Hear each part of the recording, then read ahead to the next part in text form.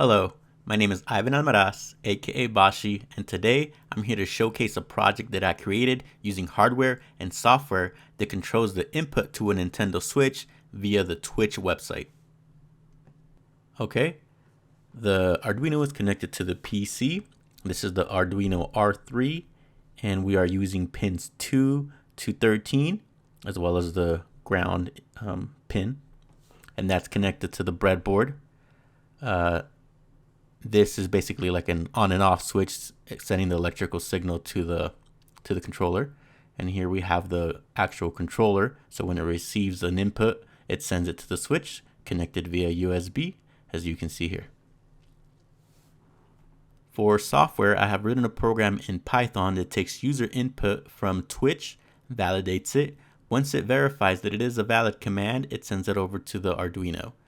This is the code that's downloaded on the Arduino. So depending on what command it receives, it would trigger a pin for an X amount of seconds, which will send it over to the breadboard and send it over to the controller, activating the command. As far as user input goes, they can control the game via the Twitch chat. So users can input commands in the chat. If it's a valid command, it'll send it to the Arduino. But if it's not a valid command, it'll just ignore it. And if you go on the Twitch website, you can be on the other side of the country and input your command, and the Arduino will execute it. So it's not real time per se. There is a 1 second lag from when the user inputs their command to when the user actually sees their input being executed on the screen. For me here, once the user inputs their command in the chat, I see it instantly over here, but for Twitch to replay that, it is about a 1 second lag there. And you can actually see that here. As the user inputs on the right, you can see the actions being taken on the screen there, and you can see the delay that it has. So once the user clicks a command, then it'll select it on the screen about 1 second later. I'll go ahead and talk about the controls here in a bit after we finish this fight.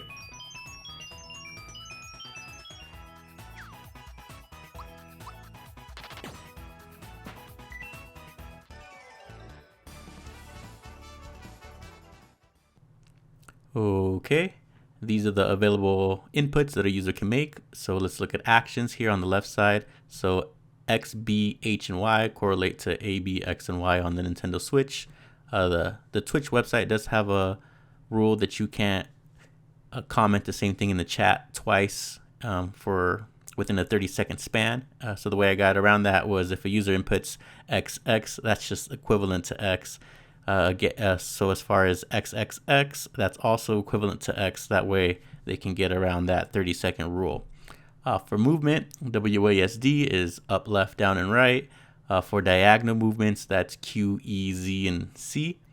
So these inputs are for Super Mario RPG, and so each movement will move the player 1 square. So if the player wants to move another square, they just repeat that character up to 8 times, I put. So WWWW will move Mario 4 squares up, and AAA will move 3 squares to the left, and so on. For jumping, we have whatever direction the player moved in. So any movement direction plus B would jump Mario into that direction. As far as duration goes, any action mentioned previously can be pressed for a certain amount of time, ranging from 1/4 of a second all the way to 3 seconds. So for example, if the player wants to press down for 2 seconds, they would type in S2 in the chat, and that would indicate that to press the down button for 2 seconds. As far as this concept goes, I have seen it done before on Twitch Plays Pokemon, but I've never seen it done on the Nintendo Switch. So I thought it would be a good project to do to see if we can get multiple people play a Nintendo Switch game. And because of that 1 second lag delay, I did choose Mario RPG. That way a user can input their commands and see it on screen, but they don't have to be quick about it. They can take their time doing it.